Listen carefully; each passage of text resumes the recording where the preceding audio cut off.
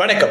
ஒரு சிறிய இடைவெளிக்கு பின் மீண்டும் ஒரு பதிவு. உங்க எல்லாத்துக்கும் தெரியும், கல்வி பொது தராதர சாதாரண தர பரீட்சை பெறுவீர்கள், அதாவது ஓஎல் ரிசல்ட்ஸ் வெளியாகி இப்போ பலருடைய வீடுகளில் கொண்டாட்டங்களும் சில வீடுகளில் ஏமாற்றமும் கலந்த ஒரு சூழல் நிலவிக்கிட்டு இருக்கும்.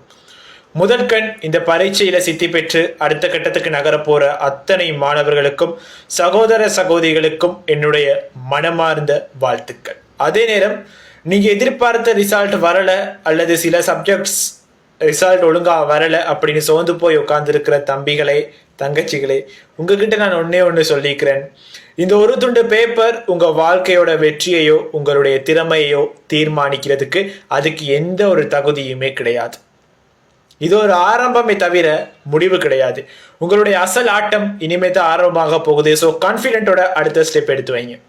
இப்போ நான் பேச போறது தான் இந்த வீடியோவோட மிக பிரதானமான விஷயம். ஃபேஸ்புக், இன்ஸ்டாகிராம், வாட்ஸ்அப் ஸ்டேட்டஸ்னு இப்படி எந்த ஒரு சோஷியல் மீடியாவை திறந்தாலுமே ஒரே நைனே அல்லது பாஸ் பண்ண போஸ்டர்கள் தான். நல்லது, உங்கள் பிள்ளைகள் கஷ்டப்பட்டு எடுத்து படித்து எடுத்த ரிசல்ட்டை நீங்கள் கொண்டாடுறதுல தப்பே இல்லை. ஆனால் அதை ஏன் சமூக வலைத்தளங்களில் போட்டு இப்படி ஊதி பெருப்பிக்கணும்? உங்கள் பிள்ளையை நீங்கள் 4 செவத்துக்குள்ளே பாராட்டுங்க, தியாகம் பண்ணி பரிசு வாங்கி கொடுங்க. அதை சோஷியல் மீடியாவில் பொதுவெளியில் போடும்போது அதே கிளாஸில் படித்து ஏதோ ஒரு சூழ்நிலையால் ரிசல்ட்ஸ் குறைவாக எடுத்த ஒரு மாணவனும் அவனோட பெற்றோரும் அதை பார்க்கும்போது அவங்களுக்குள்ள எவ்வளோ பெரிய ஒரு மன அழுத்தம், மென்டல் ஸ்ட்ரெஸ் ஏற்படும்னு கொஞ்சமாவது யோசிச்சு பார்த்தீங்கன்னா, நம்ம பிள்ளையோட சந்தோஷம் இன்னொரு பிள்ளையோட மன வேதனைக்கு காரணமா இருக்கக்கூடாதுங்கிற ஆக குறைந்த மனிதாபிமானம் கூடவா நமக்கு இல்லாம போயிருச்சு.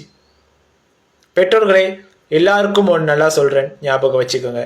சாதாரண தர பரீட்சையில 9A சித்தி பெற்றவர்கள் உயர்தர பரீட்சைக்கு வரும்போது ஒரு எஸ்பாஸ் கூட எடுக்க முடியாம தவிச்ச வரலாறுகளும் இங்க இருக்கு. அதே போல 3C எடுத்துட்டு பின்னாடி தங்களோட தனித்திறமையால உலகத்தோட உச்சத்தை தொட்டு சாதனை படைச்ச வரலாறுகளும் இங்க இருக்கு. வெறும் மேட்டுக்கல்வியை மட்டுமே வச்சுக்கிட்டு இந்த 2026ஆம் ஆண்டு டிஜிட்டல் உலகத்துல எதையுமே சாதிக்க முடியாது. பரீட்சை பெறுபேறுகளை வச்சு தயவு செஞ்சு எந்த ஒரு மாணவனையும் இடை போடாதீங்க. ரிசல்ட்ஸ் குறைஞ்சிருக்குன்னு பிள்ளைகளை காயப்படுத்துறது, அசிங்கப்படுத்துறது, உடல் உள்ள ரீதியா துன்புறுத்துறது, இதெல்லாம் ஒரு காட்டு மிராண்டித்தனமான விஷயம். இது ஒருபோதும் ஏற்றுக்கொள்ள முடியாது. நான் என்னோட பழைய காணொளிகள்லையும் தொடர்ந்து பேசிக்கிட்டு வர ஒரு விஷயம் தான், இந்த உலகம் இப்போ 1990கள்ல இருந்த மாதிரி இல்லை. அன்னைக்கு படிப்பு மட்டும் தான் வேலைக்கான ஒரு தகுதியா இருந்துச்சு. ஆனா இன்னைக்கு உலகம் திறமைகளை நோக்கி ஓடிக்கிட்டு இருக்கு. நம்ம இலங்கையோட இந்த பழைய கல்வி முறை மாற்றப்பட வேண்டும். அப்போதுதான் இந்த ஒட்டுமொத்த சிஸ்டமும் மாறும்னு நான் பல பதிவுகளில் சொல்லியிருக்கிறேன். அரசாங்கமும் இப்போ அதை உணர்ந்து கொஞ்சம் கொஞ்சமா கல்வி சீர்திருத்த நடவடிக்கைகளை எடுத்துக்கிட்டு வராங்க. ஏன்னா இன்னைக்கு உலகத்துல பரீட்சையை வச்சு ஒரு மனுஷனோட வாழ்க்கையை நிர்ணயிக்க முடியாது. பிள்ளைகளுக்கு படிப்பு முக்கியம்தான், ஆனா அதை விட அவங்களோட மன ஆரோக்கியமும் தனித்திறமையும் ரொம்ப ரொம்ப ரொம்ப முக்கியம். பெற்றோர்களே, உங்க பிள்ளைகளை மற்றவங்களோட ஒப்பிடாதீங்க. தோத்து போன பிள்ளைகளுக்கு தோள் கொடுங்க, அவங்க உலகத்தை ஜெயிப்பாங்க. இந்த பதிவு பிடிச்சிருந்தா லைக் பண்ணுங்க. உங்களுடைய கருத்துக்களை மறக்காம கமெண்ட்ல சொல்லுங்க. உங்களுடைய ஃப்ரெண்ட்ஸ் அண்ட் ஃபேமிலி கூடயும் ஷேர் பண்ணிக்கங்க. நான் அடுத்த வீடியோவில் உங்களை சந்திக்கிறேன். நன்றி.